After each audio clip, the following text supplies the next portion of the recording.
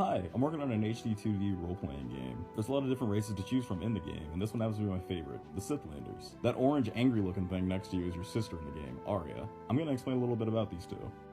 So Cythlanders naturally come from a little place called Cythland. You see, in the continent you live on, Ayers, there's a system of underground caves and tunnels that all lead back to one giant hollow in the middle of the underground. That hollow has a giant lake full of squids and fish and other sea creatures.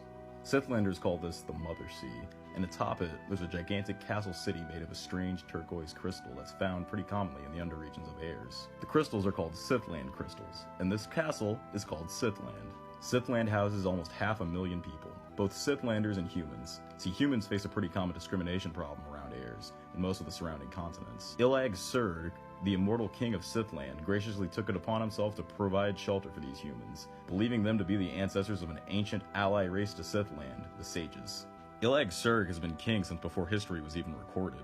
He's the blessed acolyte of the god Jurog, the Prosperity, and performs a ritual upon the 13th birthday of every daughter that he sires. In this ritual, he absorbs the life energy of her and her servants and uses their spirits to further guide the kingdom to greater success. How does he do this? Well, he eats them!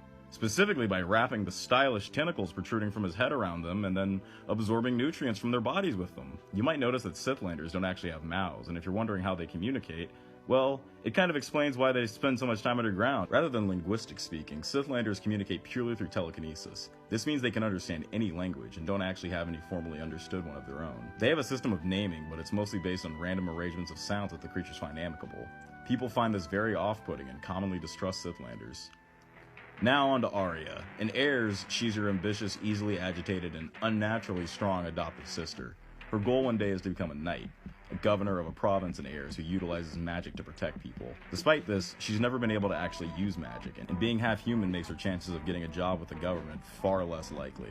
This hasn't even begun to discourage her, though. You'll soon find Arya is an endless bound of determination. By the time you two met 5 years ago, she had already been doing intensive physical training, sparring with the monsters around your village. She's also a genius inventor with an IQ of 142, meaning for every spell she can't cast, she's got some weird machine that can get the job done just as well.